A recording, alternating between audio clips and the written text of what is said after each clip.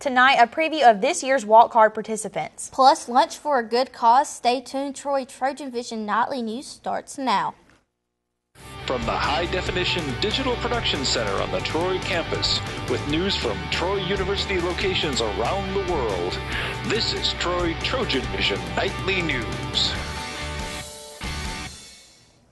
Hello and welcome to Troy TrojanVision Nightly News for February 22nd, 2013. I'm Courtney Addison. And I'm Rachel Scarborough. Thank you for joining us this evening. Many people go without food every day, and one organization in Pike County held a fundraiser to put food in the pantry. On Friday afternoon, the Salvation Army held their annual Empty Bowls Luncheon.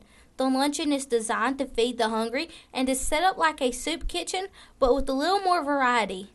Well, originally it was designed to simulate a soup kitchen, and some of the Empty Bowls luncheons only have broth and water and maybe crackers. But we expanded that a little bit because we want people to go away full and happy. You know, in the South, people like good food to eat, so we try to provide that. But it is a fundraiser to benefit our food bank. The participants paid $20, which got them a handmade bowl and variety of soups. Participants could also bid on some of the bowls there. The bowls being auctioned off were made by some famous hands of the community. Some of the bowls this year, we have a bowl by Larry Percy, professor at the university, art professor. And we have a bowl by the late Dr. Paxson, the late Dr. Walter. We have a bowl by local artist Walter Black, and Mary Ann Casey did a bowl for us this year. We got a bowl by Brian Meadows and the mayor, Jason Reeves. And we have a few other different celebrity bowls. We've got some from the Troy University football players and the quarterback. Troy University's Civic Scholar Program was in attendance to help out the Salvation Army. Just to give back to the community and let them know what we're all about and that we're here to help. We go to school here, and the community completely supports us in everything that we do and loves that we're here. So while we are here and not here during the summers, while we're here for school, I think we should definitely give back to the people that have been supporting us all the way. The Salvation Army raised over $4,200, and over 100 people attended the luncheon. Troy University's English Department and the Alabama Literary Review invited a special guest to speak to Troy students last night. Bailey Majors shows us more. Redwoods sprout from notions tiny as tomato seeds. New York native and poet Alice Fryman visited Troy University's campus Thursday to share her poetry and experiences as a writer with Troy students. Poetry is not da-da-da-da-da-da-da, da-da-da-da-da-da-da. No, poetry comes from the deepest part of you there is. Between us is too stripped down to the bare wire of... She is someone who worked very hard to become a writer, and she talks about that process, and she talks about the struggle of it, and she's a living example of the hard work that it takes. Students in attendance for the reading were able to hear Fryman's take on a variety of topics. Her poems about life and death, love, passion, nature, the good old stuff.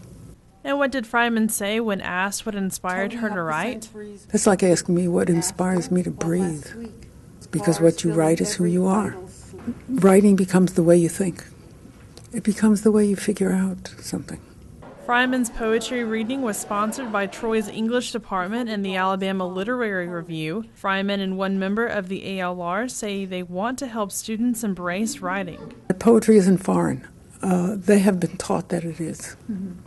And so that's my fight with the world. I want students to know that there is a writing life, that it's possible, that it's within them. One Troy student says he found Freeman's poems inspiring and encourages other students to attend any readings available on campus. It just kind of makes us more cultured as students, and hearing from people with experience is really good for us. If we feel inspired by her, it might be good and we might start something for ourselves. And what advice does Fryman offer to aspiring poets?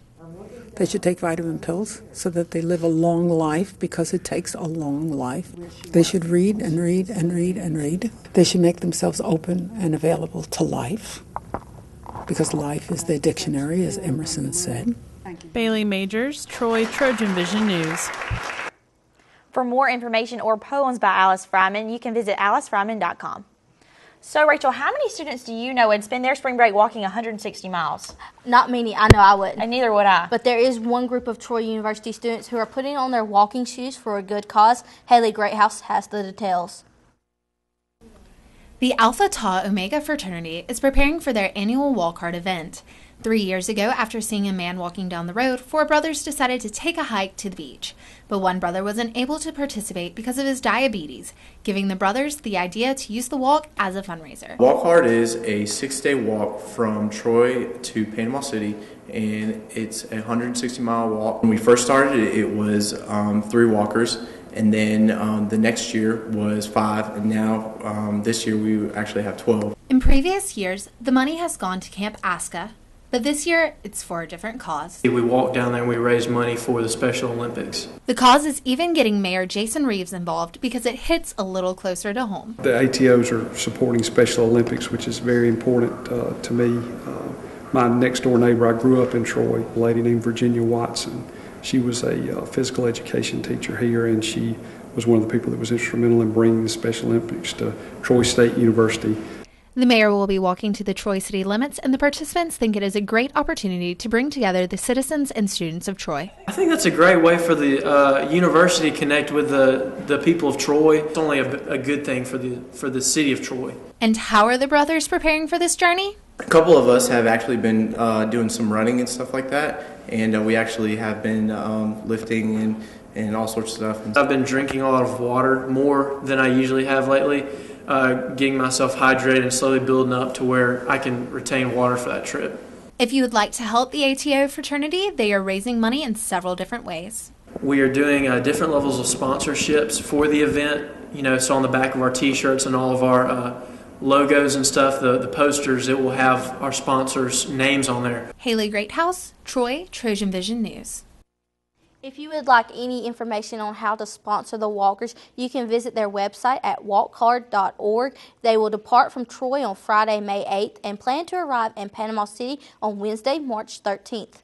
And now taking a look at news from around the state. In Birmingham, authorities say one person has died in an early morning house fire. Fire officials say the blaze broke out shortly after 2:30 a.m. Friday at a home on Druid Hill Drive. Authorities tell WBRC-TV that 2 adults and 3 children were in the home at the time of the fire. Everyone made it out of the burning home except for one of the adults. The death is the 4th fire fatality in Birmingham this past week. And in Alexander City, a 24-year-old woman has been arrested for child endangerment after police say her baby died from inhaling methamphetamine fumes. Police say Lindsay Nelson's 2-month-old son died in May, and a recent autopsy has revealed the baby died from inhaling meth fumes. Authorities say it is unclear if anyone in the home was cooking or smoking the drug. Police say Nelson faces a minimum of 20 years in prison if she's convicted. And in Mobile, forecasters say parts of southwest Alabama could receive as much as 5 inches of rain, creating a potential for flooding headed into the weekend. And the ground is already saturated with water from previous rains, and streams are elevated. And still to come on TrojanVision Nightly News, another jam-packed weekend in Trojan sports. Justin McNally will give us a look at all the sports for this coming up weekend. Plus, automatic spending cuts known as a sequester will hit in 1 week unless Congress comes up with a compromise. We'll have that story and more after the break.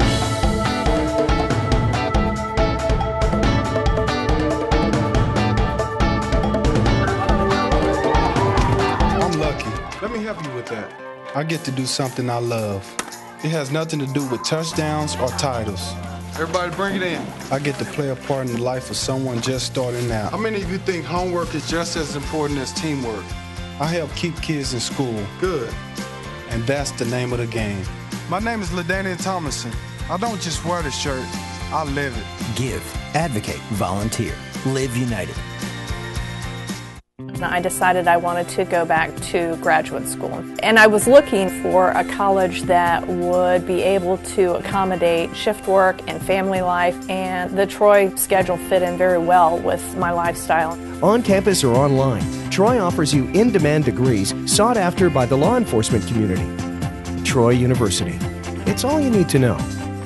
My name is Stephanie Birch. I'm a Deputy Chief of Police, and having that degree from Troy is what allowed me to be who I am today. From the high-definition digital production studios of Troy University, you're watching the award-winning TrojanVision Nightly News. And now for a look at what's happening across the nation and around the world, we go to Courtney Addison at the Global News Desk. Courtney? Thanks, Rachel. While President Obama tries to turn up the pressure on Congress to stop automatic budget cuts to take effect 1 week from today, his transportation secretary is painting a picture of what those cuts will mean for air travelers. Danielle Nottingham has the latest from Washington. The Obama administration is warning Americans they'll feel the effects of automatic budget cuts at the airport. If more than half of our employees are at the FAA, there has to be some impact. Transportation Secretary Ray LaHood says the flying public will start feeling the spending cuts set to kick in next Friday by April 1st. He expects up to 90-minute delays at large airports during peak travel times, while some smaller regional airports may have to shut down altogether. He warned lawmakers that they're going to hear about it. Their phones are going to start ringing. Why does this have to happen? Long lines at security and flight delays could just be the start of headaches for air travelers. The Transportation Secretary says if air traffic controllers have to stay home, airlines could be forced to cancel flights. Meeting with the Japanese Prime Minister Friday, President Obama said avoiding these cuts should be a no-brainer. Hope springs eternal, and I will just keep on making my case not only to Congress, but more importantly to the American people. Republicans accuse the White House of using scare tactics. House Majority Leader Eric Cantor said in a statement, President Obama has said that unless he gets a second tax hike, he will be forced to let criminals loose on the street. The meat at your grocery store won't be inspected, and emergency responders will be unable to do their jobs. These are false choices. Congress returns to work next week. Danielle Nottingham, CBS News, Washington. South African runner Oscar Pistorius is a free man. He's out on a $113,000 bail in the shooting death of his girlfriend, model Reva Steenkamp. Tina Kraus has the details from London. Photographers crowded around the Range Rover carrying Paralympian Oscar Pistorius. A South African judge released the athlete on bail until his trial for the fatal Valentine's Day shooting of his girlfriend, Reva Steenkamp. A camera crew followed Pistorius' car all the way to his uncle's home. The court ruled the runner could not return to his own house, which was the scene of the crime. Prosecutors charged the former Olympian, known as Blade Runner, with premeditated murder, saying he intended to kill the 29-year-old model when he shot 4 times through a bathroom door after a heated argument. But the double amputee claims he accidentally shot Steenkamp, believing she was an intruder. I come to the conclusion that the accused has made a case to be released on bail. Pistorius supporters cheered in court, and his family says they're relieved. We know Oscar's version of what happened at that tragic night, and we know that that is the truth, and that will prevail. A spokesman for the grieving Steenkamp says the family doesn't know what to feel. Whatever happens, it's not going to bring Reva back, you know. I just want justice and the truth. Pistorius was ordered to turn in his passports and any guns he owns. The athlete will have to report to police twice a week and is due back in court June 4th. Tina Kraus, CBS News. And that wraps things up from the Global News Desk. To see more stories from across the country and around the world, such as how researchers at Lake Tahoe have reeled in a catch you'll have to see to believe, you can tune in to Trojan Vision Global News right after the nightly news. Now back to you, Rachel. Thanks, Courtney. And now Justin McNally joins us with sports. So, Justin, this is another jam-packed Trojan Sports weekend, but most of the teams are away this weekend. That's right. There's not a lot of sports action here on campus this week, but, there are still some games going on. Actually, one team got started today, so I'll get to that now. The Trojan baseball team hoped to improve on their 4-game win streak as they headed to Orlando for the Wawa Weekend Classic. The Trojans defeated the Red Raiders of Texas Tech today 10-3 to improve to 5-0 on the young season. Will Starling got his second straight Friday start as he tossed 5 innings and 5-hit baseball and picked up his second win of the season. Tyler Vaughn went 3 for 5 from the plate today with 2 RBIs, and Trey Santos went 2 for 5 with 3 RBIs of his own. Thomas Austin and Nate Hill came in the game in the 8th and 9th innings respectively and struck out the sides. I had the chance to speak with Coach Pierce before the tournament, and here are his thoughts on the games. All three very good baseball programs, very good opponents. Going to look a lot different than this weekend. And, but I think we're ready now to accept that challenge and go face some quality opponents, enjoy the weekend, the first road weekend. The Trojans hope to keep the win streak going as they take on UConn Saturday at noon and Central Florida Sunday at 2 o'clock. And win number 500 still eludes Don Maestri and the Trojan men's basketball team. Maestri's career win total stays at 499 as the Trojans fell to Louisiana Lafayette 76-66 Thursday night at the Cajun Dome. Deontay Jethro would finish with a career-high 20 points, breaking his previous high of 16. Ray Chambers was second on the team with 15, while Hunter Williams scored 14. Troy shot 42% from the field and were 7 of 21 from three-point range. Troy out-rebounded Louisiana Lafayette 32-28. The Trojans now travel to Jonesboro, Arkansas to take on Arkansas State on Saturday night at 7 for their third attempt at win number 500 for Maestri. Troy defeated the Red Wolves in the previous meeting this season 74-67 in overtime 1 month ago. And after a disappointing loss to ULL on Wednesday night, the women's basketball team is looking to get back on the right track. The Trojans will be in Jonesboro, Arkansas on Saturday to take on the Red Wolves of Arkansas State. The Trojans dropped the previous contest at Trojan Arena 87-74. Ashley Beverly Kelly led the Trojans with 21 points in that affair, and Joanna Harden added an additional 14 points. The Trojans will look to regroup and pick up their fourth conference win on the season. The Trojans and the Red Wolves will take to the core on Saturday. That game is set to begin at 3 o'clock. And it will be another weekend tournament for the Trojans softball team as they are headed to Georgia to take part in the Phyllis Rafter Memorial Tournament in Kennesaw. Due to inclement weather, all the games for Friday have been canceled and the tournament will resume on Saturday. The Trojans will open the tournament against the Wolfpack of NC State at 4 o'clock. Then the Trojans will move into a matchup on Sunday against the Akron Zips at 10, a team they are originally slated to play on Friday. They will then move from Kennesaw to Atlanta at 4 o'clock on Sunday to wrap up the tournament with a game against the host team of Kennesaw State. And the indoor track and field team will be making its way to Jonesboro, Arkansas this weekend to participate in the Sun Belt Indoor Track and Field Championships. The women's side has seen improvement in each of the team's 5 races this season. And despite the youth of the team and the competition they'll be facing, Coach Jill Lancaster believes her squad is ready. We have a lot of seniors that have performed before. We expect them to continue. But we've got some young'uns that need to step up and get the job done for us to make a huge impact. And obviously, indoors, some of our strengths we don't have, the javelin and the disc. But indoors, that's what it is. We have to go with what we got, and we've got to do the best we can do. But we feel like they're really prepared. And the two-day event is scheduled to begin on Sunday afternoon and conclude on Monday. Well, Rachel, Courtney, as you said, another jam-packed weekend for the Trojan sports out there. Not many at home, maybe they go get some wins. Maybe Coach Maestri will finally get win number 500. It was impressive to see the baseball team click the way they did today with their big win. Yes, we wish all the teams this weekend the best of luck. That's right. Thank you, Justin. Still to come on TrojanVision Nightly News, Troy University's literary journal is seeking new entries. Plus, we have seen rain on and off today. What will the weekend be like, Bree?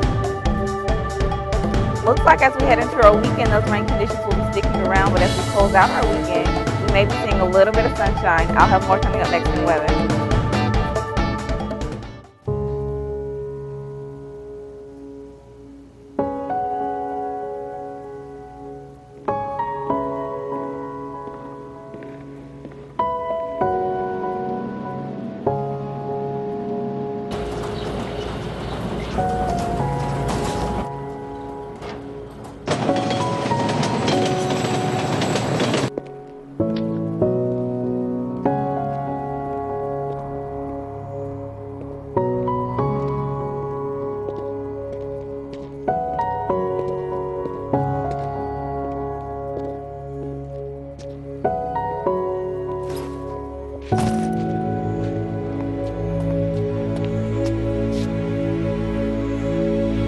Welcome home, man.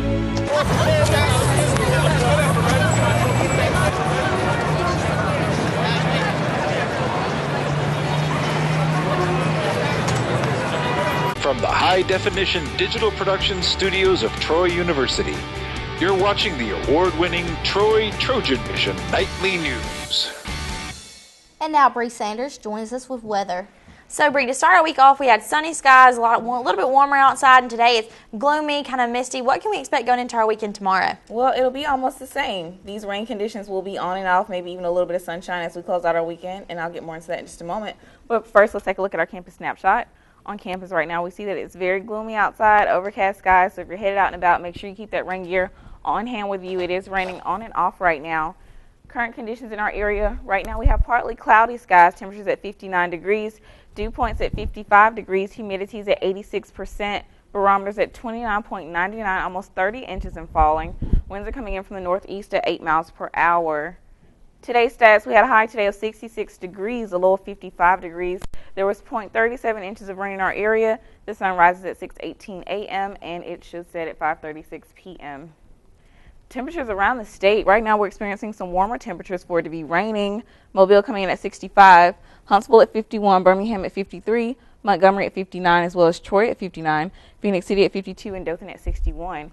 Temperatures around the southeast. On average in our state right now, we're at about a lower 50-degree temperatures right here in the Birmingham area. And as we move throughout the rest of the southeast, those temperatures decrease significantly into about the lower 40s, upper 30s right there in North Carolina. Temperatures around the United States, however, we have a lot of blue pigment throughout the map right now, a lot of cooler temperatures going on throughout the United States as a whole. But as we move to our current surface map, we see we have the stationary front coming along through the midwestern parts of the states and moving back towards the southeast. We have two cold fronts coming through, actually, one coming in through the Gulf and another one coming in through the southeast maybe in the next few days. But as we can take a look right here, we do see this warm front right here as well as this rain system right here forming in the southern part of Georgia and Alabama, northern part of Florida right here, bringing in some more rain conditions in our area. Precipitation forecast over the next 48 hours, the southeast as a whole will be covered in rain. It looks like our state may be experiencing about 1/4 of an inch of rain or so. An inch right here in Georgia, a lot heavier right here in the darker green pigment in our states. So definitely be on the lookout for those rain conditions. Like I said earlier, keep that rain gear on hand with you. As we move into tomorrow, that rain does continue to stay in the southern part of our state. But as we close out our weekend on Sunday, it looks like we can be expecting a sunny day on Sunday to end our weekend. But as we come back into Monday, that rain pushes back into our area, very heavy, especially around the Troy area. And on Tuesday, it pushes right back out. So we will have those on and off rain conditions sticking around. For tonight's forecast, we have thunderstorms in our area, about a 90% chance of precipitation, winds light and variable coming in from the southeast at 8 miles per hour with a low of 56. So tonight will be about 20 degrees. Well, about a 20-degree increase from last night. It won't necessarily be warm, but it won't be as cool as it was last night. So if you are out and about, you won't have to worry about having such a heavy jacket, but that rain condition will be in your area. So definitely keep that umbrella on hand with you just to stay dry. As we move into tomorrow's forecast, we still have showers possible tomorrow, a thunderstorm in the a.m., but as we move throughout the afternoon, it looks like it should just be cloudy with no rain. Winds coming in from the north-northwest at 7 miles per hour with a high of 66. So tomorrow will be a little bit warmer than it was today, and hopefully we won't have to see that rain for very long tomorrow. As we move into our 4-day forecast, like I said, tomorrow that high gets to 66 degrees with a low of 42. We have about a 60% chance of rain tomorrow. That rain coming in through the morning, mostly cloudy throughout the afternoon. On Sunday, that rain pushes back out of our area. High gets to 72 degrees, very warm on Sunday. Shouldn't be worried about any rain in our area. Partly cloudy skies with a low of 52. Moving into Monday, that rain comes back into our area. That low drops back down to about 62 degrees with a 70% chance of thunderstorms and showers in our area. Low at 42 degrees. And on Tuesday, that high remains right there at 60 degrees with mostly sunny skies in our area. So, Courtney, earlier this week we did see sunny skies, gorgeous conditions outside, and it seems as today that rain has been on and off, and it will continue to be on and off as we head throughout our weekend. So Sunday that rain will push back out of our area, but Monday it'll be right back here, and Tuesday hopefully it'll be gone again. So definitely be on the lookout for that. Hopefully so. You know, it's a good thing we don't have any Trojan athletics at home. Hopefully the rain can stay out of their area and they're able to get their games under control. Absolutely. Thank you. You're welcome. Thank you so much. You're welcome.